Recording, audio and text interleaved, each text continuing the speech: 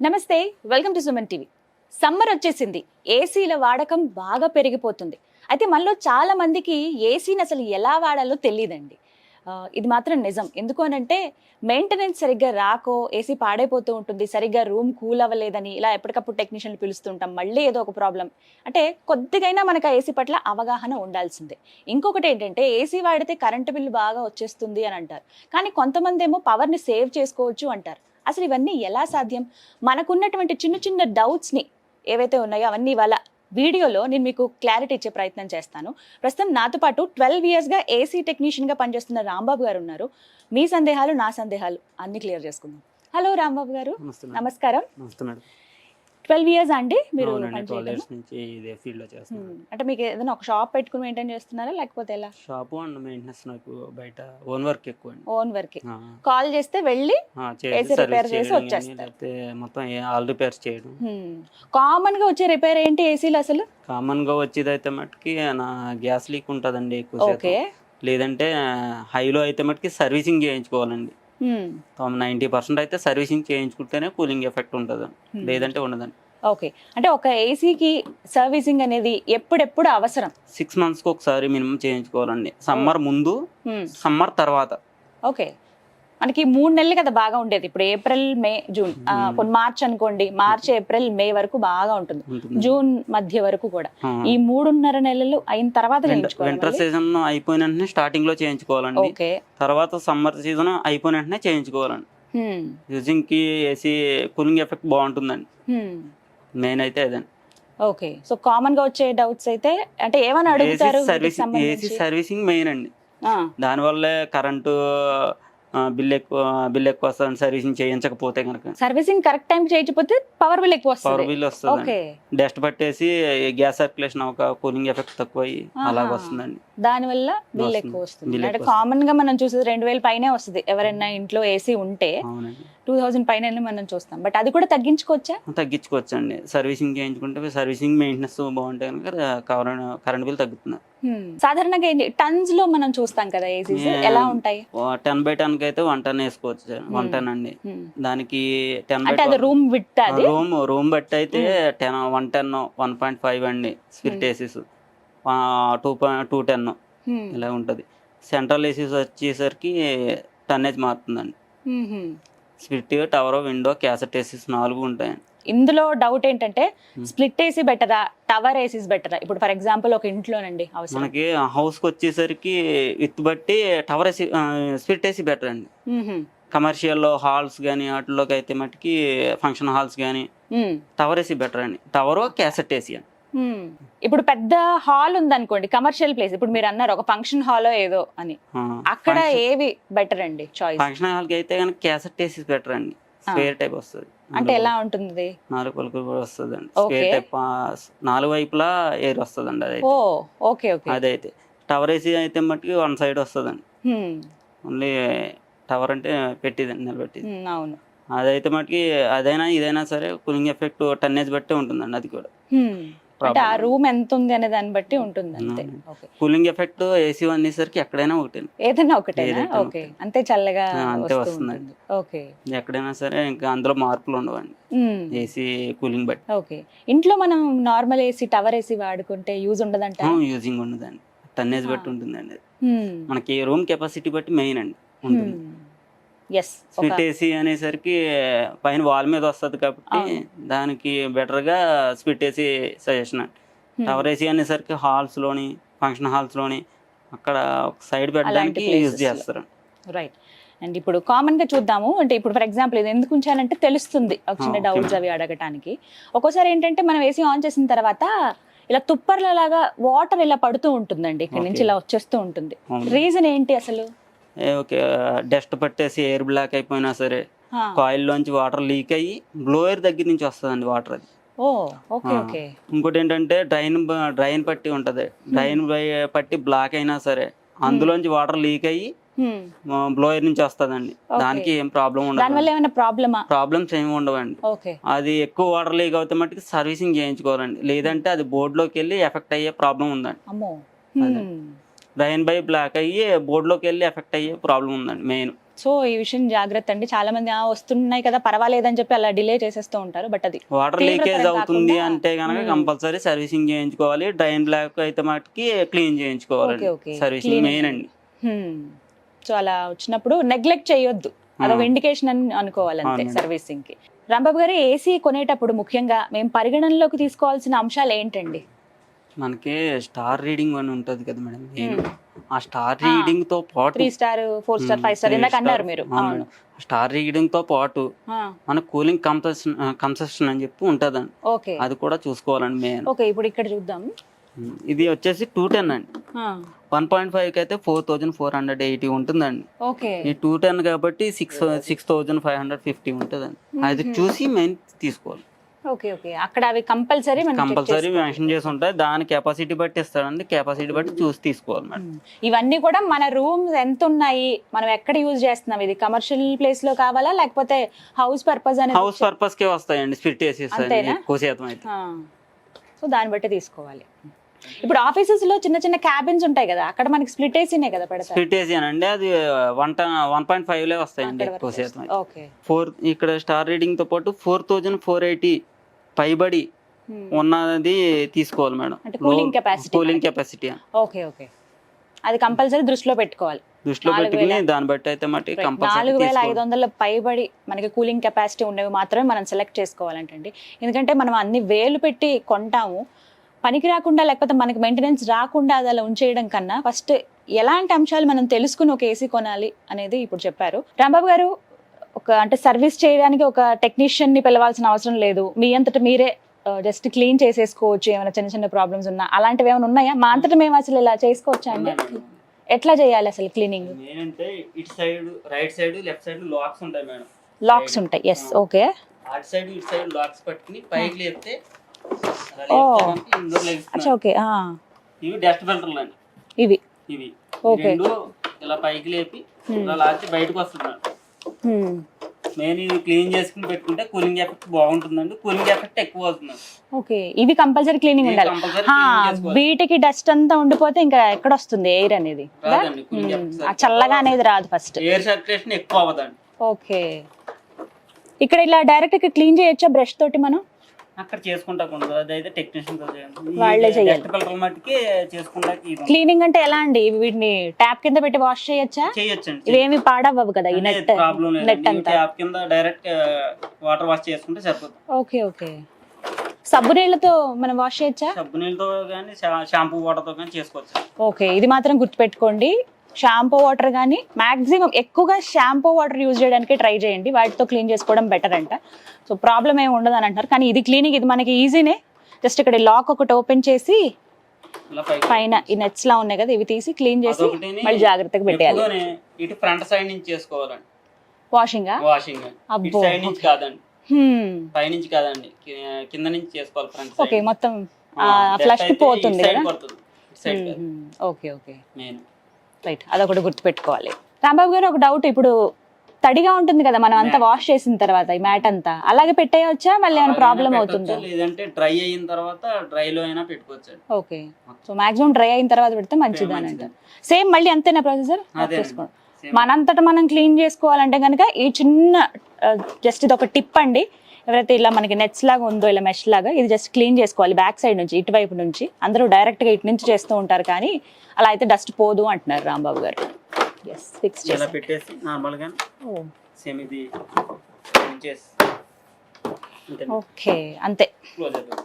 Normal గా తోడటం ఇవన్నీ అయితే క్లీన్ పైన ఉంటాయి కాబట్టి క్లాత్ తో తడిబడితో తుడుచుకోవచ్చండి. ఇదైతే ప్యాన్ అయితే ఓకే, సో పైన ప్యానెల్ మాత్రం మనం నార్మల్ గా ఎలా అయితే ఫ్రిడ్జ్ ఇవన్నీ క్లీన్ చేసుకుంటామో, వాషింగ్ మిషన్స్ అవి క్లీన్ చేస్తాం కదా, అలా క్లీన్ చేసేసుకోవచ్చు. రైట్, ఇంకా కామన్ గా తీసుకోవాల్సిన జాగ్రత్తలు చెప్పండి. ఇప్పుడు మా ఇంట్లో ఏసీ ఉందండి, నేను ఎలాంటి కేర్ తీసుకోవాలో నాకు చెప్పండి. ఓకే, ఇప్పుడు మెయిన్ ఏసీ ఉంది అంటే కనుక 90% అయితే సర్వీసింగ్ మెయిన్ అండి.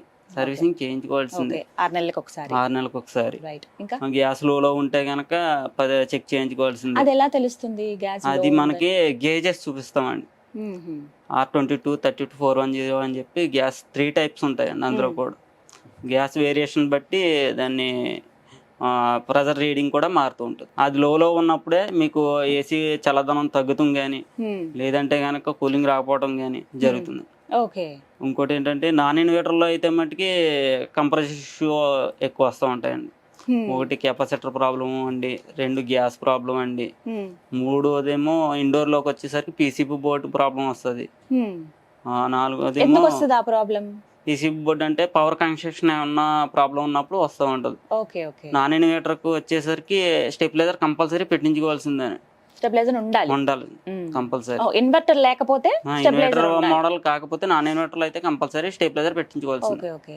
రాంబాబు గారు, నార్మల్ గా ఇంట్లో మేము అరేంజ్ చేసుకోవాలనుకుంటున్నాం ఏసీ అంటే గనక ఎన్ని టన్స్ ప్రిఫర్ చేయాలి? 1.5 అండి. రూమ్ కెపాసిటీ బట్టి 1.5 అరేంజ్ చేసుకుంటే బెటర్ అండి. ఇప్పుడు ఒక ఆఫీస్ అనుకోండి, ఎంతమంది వర్క్ చేస్తూ ఉంటారు, వర్క్ స్టేషన్ ఉంటుంది ఇక్కడ నుంచి ఆ చివరి దాకా, ఎక్కువ మంది ఉంటారు, అలాంటి క్యాసెట్ ఏసీ అండి. క్యాసెట్ ఏసీ ప్రిఫర్ చేసుకుంటే మంచిది. పవర్ కన్సంప్షన్ ఎలా ఉంటుంది నార్మల్ స్ప్లిట్ ఏసీకి, టవర్ ఏసీకి, క్యాసెట్ ఏసీకి? సెంట్రలైజ్డ్ ఉంటాయి కదా, స్టార్ రేటింగ్ బట్టి పవర్ కండిషన్ కూడా మారుతుంది. 3 స్టార్ అయితే కనుక కొంచెం లోలో వస్తుంది. ఏసీ 18లో పెడితే కంటిన్యూగా రన్ అవుతుంది అండి. ఏసీ అయితే 18లో కాకుండా 24, 26లో పెట్టుకుంటే ఒక రూమ్ టెంపరేచర్ బట్టి కూలింగ్ అయిన తర్వాత కట్ ఆఫ్ అవుతుంది అండి. అవుట్డోర్ కట్ ఆఫ్ అవ్వడం వల్ల కూలింగ్ ఎఫెక్ట్ కూడా మారుతూ ఉంటుంది. కూలింగ్ లోలో పడిన వెంటనే మీకు మళ్ళీ అవుట్డోర్ ఆన్ అవుద్దండి. ఆన్ అయ్యి కూలింగ్ ఎఫెక్ట్ వస్తుంది. ఇప్పుడు చాలా వరకు అలా ఇన్బిల్ట్ వచ్చేస్తున్నాయి కదా, మనమేమి సెపరేట్. నాన్ ఇన్వర్టర్ లో కూడా 24, 26లో పెట్టుకుంటే కట్ ఆఫ్ కంపల్సరీ అవుతుంది. సో కంపల్సరీ మెయింటైన్ చేయాల్సిన టెంపరేచర్ 18 అంటే మీకు రూమ్ మొత్తం కూల్ అవుతానే ఉంటది, కట్ ఆఫ్ అయితే అవ్వదండి. అవుట్డోర్ 24లో పెట్టుకుంటే మనకు రూమ్ టెంపరేచర్ ఎంత ఉందో అంత కూలింగ్ అయ్యి కట్ ఆఫ్ అవుతుంది. సో 24 డిగ్రీస్ అనేది ఉండాలంటున్నారు మీరు, అంతేనా? ఆ టెంపరేచర్. సో 24లో మనం ఏసీ కనుక మెయింటైన్ చేస్తే పవర్ బిల్ తక్కువ వస్తుందని చెప్తున్నారు రాంబాబు గారు. రైట్. ఇంకొకటి అదొకటి బయట వెదర్ కండిషన్ బట్టి కూడా మారుతూ ఉంటుందండి. కొన్నిసార్లు ఏం చేస్తూ ఉంటాం అంటే ఆన్ చేస్తాము, సరే బాగా చల్లగా అయిపోయిందని చెప్పి ఆఫ్ చేసి మళ్ళీ ఒక పావు గంట తర్వాత మళ్ళీ ఆన్ చేస్తాం. ఇలా కామన్ గా మనం చూసేదే, చల్లగా అయింది కదా కాసేపు మళ్ళీ వేడి అనిపిస్తుంది అని చెప్పి అలా ఆన్ ఆఫ్ చేస్తూ ఉంటారు. అలా చేయడం కరెక్టేనా అసలు? కాదండి. అలా ఆన్ ఆఫ్ చేయడం వల్ల పీసీబీ బోర్డుకి ఎఫెక్ట్ అండి. పీసీబీ బోర్డు అండ్ కంప్రెసర్కి ఎఫెక్ట్ అండి. అలా ఆన్ చేయకూడదండి. 24లో పెట్టుకుని ఏసీ నడిపిస్తే ప్రాబ్లం ఏమి ఉండదండి. ఓకే. అవుట్డోర్ కట్ ఆఫ్ అవుతూ ఉంటుంది, కూలింగ్ ఎఫెక్ట్ కూడా మీకు రూమ్ టెంపరేచర్ బట్టి సరిపోతుంది. సో అలా ఆపి ఆన్ చేయడం, అలా ఆన్ ఆఫ్ చేయడం మంచిది కాదండి. Okay okay fine. అండ్ ఇంకో కామన్ డౌట్ ఏంటంటే, నేను విన్నాను ఒక దగ్గర, ఇది ఎంతవరకు నిజమో మీరు చెప్పండి, ఏసీ ఉన్న రూమ్ లో బీరువా పెట్టొద్దు అని అంటారు, నిజమేనా? ఐరన్ కి సంబంధించింది ఏ వస్తువు ఉండకూడదండి. ఎందుకని? ఎందుకంటే మెయిన్ అది ఐరన్ కి తీసుకున్న తర్వాత కూలింగ్ ఎఫెక్ట్ వస్తుందండి బయటికి. మొత్తం ఆ బీరువా లాగేసుకుంటుందా? ఐరన్ వస్తువులు అందుకే ఉంచరండి ఏసీ ఉన్నా కూడా. బీరువా ఉందంటే బీరువా హాఫ్ కూలింగ్ తీసుకుంటది. అమ్మో, అందుకని అంత చల్లగా అనిపించదు అన్నమాట మీకు. అందుకే కబోర్డ్స్ ఉన్న రూమ్స్ లో గానీ వాటిలో గానీ ఐరన్ పెట్టుకోవడం మంచిది కాదు. ఓకే. ఓన్లీ ఇప్పుడు అంతా కబోర్డ్స్ ఉంది చాలా వరకు, కొత్తగా కూలింగ్ ఎఫెక్ట్ కూడా బాగుంటుందండి దాన్ని బట్టి. సో అందరికి ఒక ఐడియా వచ్చింది, ఒక క్లారిటీ వచ్చిందని అనుకుంటున్నాను. ఏసీ ఎవరైతే యూజ్ చేస్తున్నారో మీరు బీరువా ఆ గదిలో పెట్టకండి అని చెప్తున్నారు. మాక్సిమం కూల్ అంతా కూడా ఆ బీరువా అంటే ఐరన్ వస్తువు లాగేసుకోవడం వల్ల మనకి ఎంత వేసినా చల్లదనం అనిపించదట. కవర్ వేసుకుంటే మంచిదండి, లేదంటే బీరువాకి. ఇలాంటి చిట్కాలు ఏమైనా ఉంటే చెప్పండి. కవర్ చేసేయాలా మొత్తం? కవర్ చేసుకోవచ్చు. బీరువా క్లాత్ కదండి, కవర్ వస్తుంది, బీరువా కవర్, అది వేసుకోవడం బెటర్ అండి. ఓకే. ఎందుకంటే మెయిన్ ఏంటంటే కూలింగ్ ఎఫెక్ట్ అనేసరికి ఐరన్ వస్తువులే తీసుకున్న తర్వాతే కొంచెం ఎఫెక్ట్ వదులుతుందండి. అదండి మెయిన్. అలా ఇంకొక డౌట్ ఏంటంటే, ఏసీ ఉంది ఓకే, బట్ కొంతమంది ఫ్యాన్ కూడా ఫుల్ స్పీడ్ లో పెట్టి ఉంచుతారు. ఓ పక్కన ఏసీ రన్ అవుతుంటుంది, 4 స్పీడ్ లో ఫ్యాన్ ఉంటుంది. అసలు అలా చేయొచ్చా? చేయడం మంచిది కదండి. ఫుల్ స్పీడ్ లో పెట్టుకోకూడదు, 1లో పెట్టుకుని ఏసీ రన్ చేస్తే కూలింగ్ ఎఫెక్ట్ కూడా సరిపోతుందండి, బాగుంటుందండి ఏసీ. అంటే ప్రాబ్లం ఏంటో చెప్పండి అలా చేయటం వల్ల. ఆ ప్రాబ్లం ఏంటంటే కూలింగ్ ఎఫెక్ట్ సరిపోదండి. అంటే ఫుల్ లో పెట్టడం వల్ల హీటింగ్ ఎయిర్ వస్తుందండి లైట్ గా. 1లో పెట్టుకోవడం వల్ల అన్నిటికీ స్ప్రెడ్ అవుతుందండి కూలింగ్ ఎఫెక్ట్. అది మెయిన్ అండి. సో ఇంకా అంత ఖర్చు పెట్టి ఏసీ తీసుకుని ఆన్ చేసుకోవడం వల్ల ఉపయోగం లేదు, ఫ్యాన్ అంత స్పీడ్ లో పెడితే. స్పీడ్ లో పెట్టడం మంచిది కదండి, 1లో పెట్టుకోవాలండి. రైట్. ఫ్యాన్ ని 1 స్పీడ్ లో పెట్టాము, అప్పుడు ఏసీ టెంపరేచర్ ఎంత ఉండాలి? 18 లో ఉండాలి. 18. ఇది మాత్రం హై స్పీడ్ లో ఉండాలి ఫ్యాన్ స్పీడ్ కూడా. ఓకే. ఇది ఏసీ ఏసీ రిమోట్ లో హై స్పీడ్ లో ఉండాలి. ఓకే, ఏసీలో ఉన్నటువంటి ఫ్యాన్ స్పీడ్ అనేది హైలో ఉండాలి. హైలో ఉండాలి. మన నార్మల్ గా ఉండే ఫ్యాన్ మాత్రం 1 స్పీడ్ లో 1 లో ఉండాలి. ఉండాలి. ఓకే ఓకే, ఇది ఒక లాజిక్. అది కూలింగ్ ఎఫెక్ట్ సరిపోతుందండి. ఇంకోటి ఏంటంటే ఒక్కొక్కటి గ్యాస్ అత్మానం లీక్ అవుతుందంటే కనుక ఇండోర్ కానీ అవుట్డోర్లో కానీ లీక్ ఉంటేనే కంపల్సరీ లీక్ అవుద్దండి. ఒకటి ప్లేయర్ నోట్ల దగ్గర లీక్ అవుద్దండి మెయిన్. ఒక ప్లేయర్ నోట్ల దగ్గర అయితే అప్పటికప్పుడు చేసి ఇచ్చేస్తారు. ఇండోర్ అవుట్డోర్లో లీక్ ఉంటే కనుక ఎన్నిసార్లు గ్యాస్ వేసినా సరే నిలబడదండి. మెయిన్ కంపల్సరీ 2 రిమూవ్ చేసి తీసుకెళ్ళి చేయించుకుని వచ్చి చేయవలసిందే. ఓకే, కొన్ని సార్లు ఇండికేషన్ కూడా సరిగ్గా కనపడదు మనకి, ఆ నెంబర్ అంటే ఎంత టెంపరేచర్ ఉందని. ఇవి దేనికి? అది బోర్డులో డిస్ప్లే ప్రాబ్లం ఉంటే కనుక ఇండికేషన్ కనపడదండి. దానివల్ల కూడా ఏం ప్రాబ్లం ఉండదు మేడం. మనకు తెలుస్తుంది, రిమోట్ లో తెలుస్తుంది కానీ ఇండికేషన్ లో కనపడదు. అది బోర్డు లో లైట్ బ్లింక్ అవుతే బ్లింక్ అయితే ప్రాబ్లం వస్తుంది. ఓకే, కొన్ని కమర్షియల్ ప్లేసెస్ లో ఏంటంటే డైరెక్ట్ కనెక్షన్ స్విచ్ లాగా ఇచ్చేస్తారు, ఇక రిమోట్ అవేమి ఉండవు వాటికి, డైరెక్ట్ కలిపేస్తారు మేడం. అదైతే ప్రాబ్లం ఏమి ఉండదండి. రిమోట్ లో ఆఫ్ చేసి ఆన్ చేస్తూ ఉంటారు కదండి, ప్రాబ్లం ఏమి ఉండదు. ఇంకొకటి ఏంటంటే నేను ఒక దగ్గర చదివాను, గ్యాస్ లీక్ అయ్యి ఇట్లా అది చాలా ప్రమాదం అయ్యింది ఏసీ నుంచి అని చెప్పారు. అంటే మనం నిద్రపోయే టైంలో అలా ఏమన్నా జరుగుతుందా? తెలియదు కదా ఆ టైంలో. అవును మేడం, అవును. ఏసీ రన్నింగ్ లో ఉన్నప్పుడు అయితే మటుకు గ్యాస్ లీక్ అవడం అన్నది జరగదండి. మీరు నార్మల్ గా ఏది సజెస్ట్ చేస్తారు? టవర్ ఏసీలు బెటర్ అంటారా, ఇలా స్ప్లిట్ ఏసీ బెటర్ అండి? ఇవే బెటరా అన్నిటితో కంపేర్ చేస్తే? ఎందుకని? ఇవేంటంటే ఇవి వాల్కి వస్తాయండి, తక్కువ ప్లేస్ లో పడతాయండి. అవును, అవేమో టవర్ ఏసీ ఎక్కువ ప్లేస్ పడుతుందండి. ఏంటి మనకి టన్నేజ్ బట్టి మార్చుకుంటా ఉంటామండి. స్ప్లిట్ ఏసీస్ అయితే టవర్ ఏసీ అయితే మార్చుకుంటా ఉండదండి. అందుకు స్ప్లిట్ ఏసీసే ఎక్కువ ప్రిఫర్ చేస్తూ ఉంటాం. ఎక్కువ యూజ్ చేస్తారు. అంటే టవర్ ఏసీస్ అయితే ఎక్కడికంటే అక్కడికి కంఫర్టబుల్ గా తీసుకెళ్ళొచ్చు కదా, ఏ రూమ్ కంటే? లేదు మేడం, లేదు, తీసుకెళ్తా ఉండదా. సేమ్ స్ప్లిట్ ఏసీ ఎలా ఉందో టవర్ ఏసీ కూడా పైపింగ్ అలాగే వస్తుందండి. ఓకే, అలా ఫిక్స్ చేసి ఉంచేయాలి. ఓకే ఓకే, ఇది సేమ్ ఇది ఒకటే సేమ్ ఏసీస్ లో ఉంటాయి. అండ్ ఇంకొకటి కామన్ గా డౌట్ నాకు, అదైతే ఏసీ వాల్ కి వస్తుంది, ఇదైతే కనుక నిలబెడతారండి టవర్ ఏసీ. ఇప్పుడు ఈ మధ్యలో మూవబుల్ ఏసీలు వచ్చినాయి.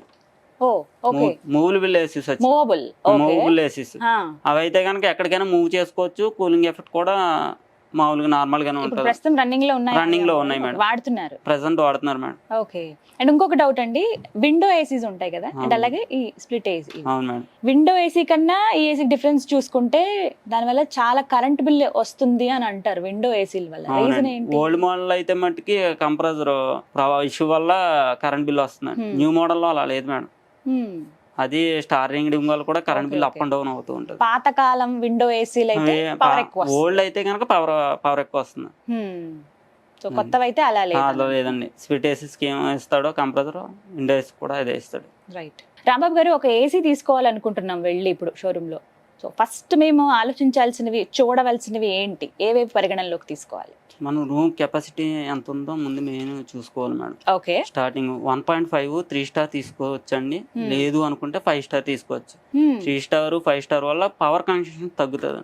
5 స్టార్ వల్ల పవర్ తక్కువ తీసుకుంటది. ఓకే, 3 స్టార్ వల్ల ఒక 5% ఎక్కువ తీసుకుంటది, అంతే ప్రాబ్లం అండి. అంతకుమించి ప్రాబ్లం లేదు మేడం. ఓకే, ఇవైతే మనం ఫస్ట్ మన రూమ్ ఎంత ఉంది, రూమ్ కెపాసిటీ బట్టి తీసుకోవాలి. మినిమం అయితే కనుక 1.5 సజెషన్ చేయాలండి. ఏసీలో అయితే 110 తీసుకున్నా సరే ఓన్లీ నార్మల్ ఫ్యాన్ లాగా యూజ్ అవుతుందండి. అది కూడా అంతేనండి, అంతకు మించి యూజ్ అవ్వదండి. ఉండే కొద్ది ప్రాబ్లమ్స్ కూడా 110 ఎక్కువ వస్తుంది, 1.5 లోలో వస్తుంది. ఈ 12 years లో మీకు ఏదన్నా ఒక ఎక్స్పీరియన్స్ ఉందా ఈ ఏసీ రిపేరింగ్ లో? అమ్మో ఇంత దారుణంగా ఉంది దారుణంగా అంటే చాలా తగిలినాయి మేడం. అంటే ఎలాంటివి?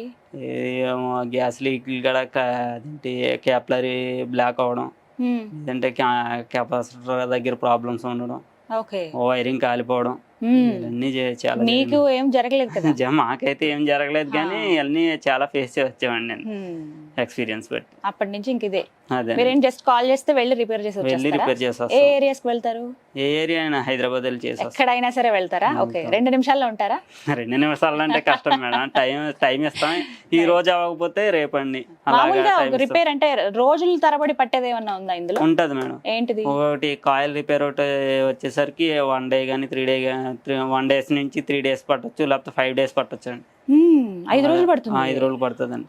ఒకటి బోర్డు ప్రాబ్లం ఉన్నా సరే 1 డే నుంచి 5 డేస్ కూడా తీసుకుంటామండి టైం అండి. Thank you so much Rambabu గారు.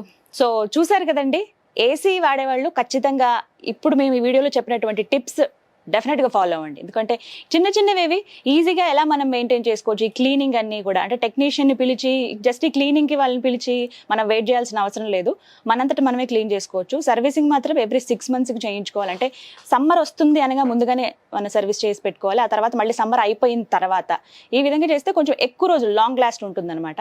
అలాగే మనం ఏసీ రన్ చేసేటప్పుడు ఫ్యాన్ హై స్పీడ్లో పెట్టొద్దు, జస్ట్ స్పీడ్ 1లో పెట్టుకుంటే చాలు అని చెప్తున్నారు. అప్పుడు మనం ఆ కూలింగ్ ఎఫెక్ట్ని ఎంజాయ్ చేయగలుగుతాం. అలాగే ఏసీ ఉన్న రూమ్లో ఐరన్ వస్తువులు ఉంచడం దాదాపుగా మానేయండి. ఐరన్ వస్తువులు ఏవి ఆ రూమ్స్లో ఉంచకుండా ఉంటే మంచిది. అండ్ అలాగే దీంతో పాటుగా అంటే మనం ఏ పర్పస్లో తీసుకుంటున్నాం, ఇంట్లో కావాలనుకుంటున్నావా లేకపోతే ఆఫీస్ పర్పస్లోనా అంటే కమర్షియల్ స్పేసెస్లోనా అనేది మనం ఒక్కసారి ఏసీ కొనడానికి వెళ్లే ముందే మన రూమ్ విడ్త్ లెంత్ ఎంత ఉన్నాయి అనేది వాళ్ళకి చెప్తే దాన్ని బట్టి వాళ్ళు ఎక్స్ప్లెయిన్ చేస్తారు ఏవి తీసుకుంటే బెటర్ అని చెప్తారు. ఈ స్టార్స్ విషయంలో మీరు పడి మిగతావన్నీ కరెక్ట్గా అంచనా వేసుకోకుండా చూడకుండా మాత్రం మోసపోవద్దు. ఇవన్నీ పరిగణనలో తీసుకుని మీరు కనుక ఏసీ తీసుకుని మెయింటైన్ చేయగలిగితే హ్యాపీగా ఈ సమ్మర్లో చిల్ అయిపోవచ్చు. మీకు ఒక అవగాహన కల్పించారని భావిస్తున్నాను. మరో యూస్ఫుల్ అండ్ ఇన్ఫర్మేటివ్ వీడియోతో మళ్ళీ మీ ముందుకు వస్తాను. This is Geetanjali signing off. నమస్తే.